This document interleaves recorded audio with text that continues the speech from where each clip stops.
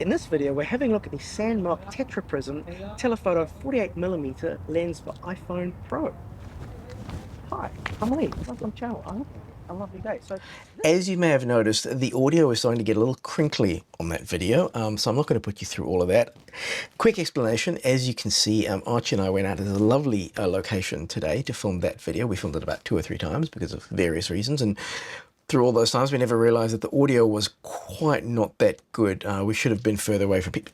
Anyway, I'm going to do it for you now. Let's get into this lens. So first of all, why would you want a zoom lens for your iPhone Pro when it already has a zoom lens on it? So you've got the zoom lens here, you've got the wide lens here, and you've got the ultra wide there. The reason for that is that you're up against the laws of physics with this. They can only get so much optical zoom. So I'm just noting a smudge, it's going to bother me. You only notice so many optical zoom on this because they can only fit so much glass in here. So if you want, good quality footage or good quality photos with a longer reach, you want some good quality glass to put in front of that lens. And this is a really nice bit of kit. Now, first of all, the price, it's not cheap. Well, cheap's a relative term, I suppose, but so $269.99.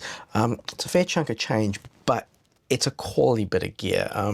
You've got some really nice glass in here. You can feel it's got some real weight.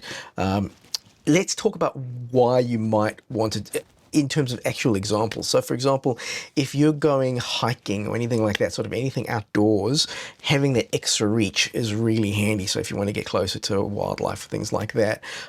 If you're doing some cityscape stuff, really handy if you're out and about in the city and there's that top of the building, which there's an angle kind of there that just looks kind of right. It's nice to be able to get that extra long shot. Let's go through how this actually works and how this actually functions. I'm going to try and use some of the sample footage and stuff that we filmed this afternoon in my example. So what does it come with in the box? So it comes with this nice little pouch. It also comes in a nice little pouch in the pouch. So that's a nice little pouch in the pouch. It comes with a clip. So if you don't want to get Sandmarc's case, this comes separately. So you have to get that as well if you want to. If you don't use Sandmarc's case, you've got this clip, which allows you to clip it on your phone. So let me show you how that works. One little bit in terms of the construction that could be better with this, well, I don't know about better, but so the lens cap on the front is, it really sort of gets on there.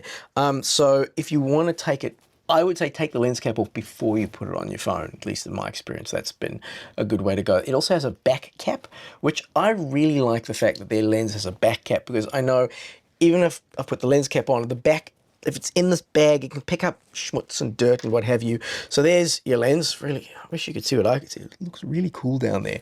So there's your lens. So how you would fit it on your phone if you wanted to, if you didn't have the case, is you would screw it down onto this clip, and then you would clip it onto where the lens is, and you'd figure it out like that. So that's how that works.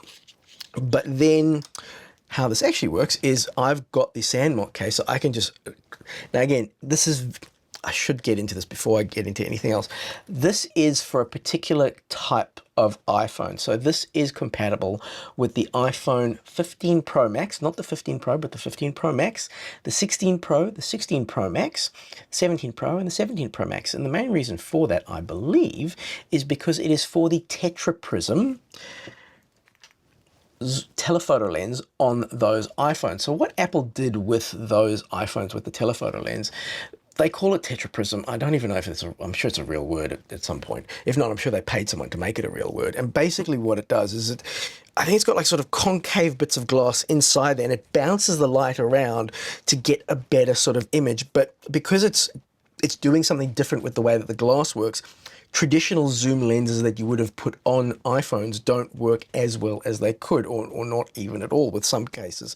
So this one is specifically designed for those iPhone telephoto lens. So this won't work on your wide angle lens. It won't work on the ultra wide. It's designed specifically for the wide, sorry, specifically for the telephoto lens. So you screw that onto your phone, And you want to make sure that it's screwed on nice and tight, not so tight that it's going to break, but you want to make sure it's nice and tight so that there isn't space between the lens and your camera, because that could cause focus issues and things like that. Speaking of focus, one of the challenges with this, if you want to use it for portraits, it's interesting on their website, they talk about that you could use it for portraits.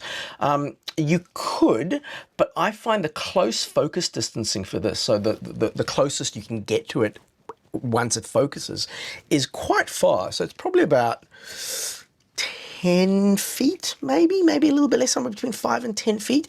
So in order to take, a portrait of someone, you have to be pretty far away to get a close-up of them that's in focus. You'd get a head and shoulders shot of them, but you probably wouldn't get like really sort of tight in on their head. Maybe I'm doing something wrong, so if anyone knows, please let me know, but yeah. Now, the most important thing to know when you first start using this lens is it's not going to work very well with the native app on iPhone. That's the built-in camera app.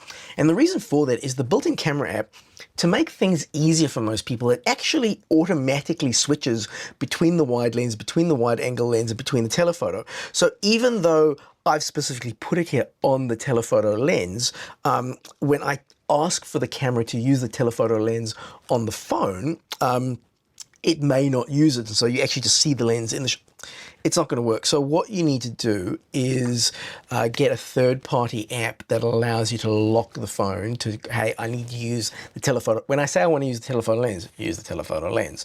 Sandmarc actually have a link on their website on the product page to a couple that they like, a few different ones that they like. For video, I would go with, Blackmagic Camera App is pretty much what everyone uses for video these days, which is really nice. It really, does a fantastic job.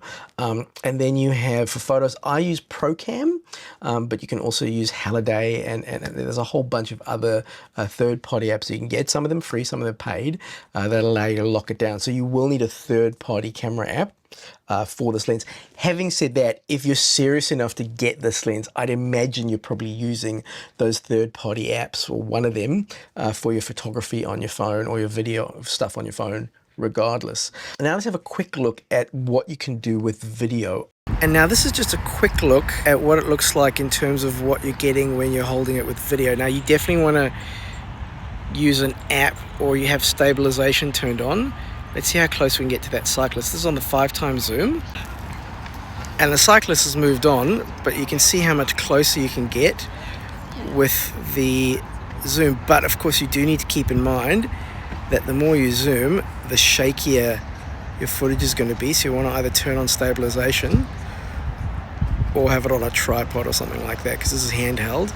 And I'm pretty steady, but this is not awfully steady. Now I'm going to take the lens off. And that is the telephoto that's built in. So quite a difference. Another thing to keep in mind that you can do with a longer zoom is, I love tree-lined streets or anything like, sort of like corridors, things like that. And using a zoom lens or a longer zoom to take a photo of that sort of depth, you're going to get a better representation of what your eyes saw in terms of the depth of that scene in the photos. That's another thing that's nice about having a longer zoom lens. A nice feature about this, the last little accessory that comes with, is this step-up ring. So it comes with this in the case. And what this allows you to do is you can take any filter, but I'm using the Sandmarc filters. By the way, if you want to see a review of the Sandmarc filters, I'll put a link up here in the corner of my review of these Sandmarc ND and polarizer filters. So you put the step-up ring there on the filter, and then you can just pop that onto the lens as easy as that. Now you notice how it doesn't screw on, it actually holds in place like that. And I can adjust that filter no problem, and then just pop it off. So really nice and easy to pop filters onto that lens. So that is a quick look at the Sandmarc Tetraprism lens for iPhone 15 Pro Max and Pros above there. It's, as I said, it's not the cheapest thing in the world, but it is value for money in terms of you're getting a really, really good bit of glass that's going to get you some really great footage or photos with this lens. So if you are the type of person who's interested in one of these lenses or this type of lens, I would definitely suggest having a look at the Sandmarc Tetraprism lens. I hope this video was helpful. I hope it was useful. If it has been helpful or useful, please like and subscribe to the channel. I really appreciate your support. If you've already subscribed, thank you so much for that support, and we'll catch you in the next one. Safe and happy zooming.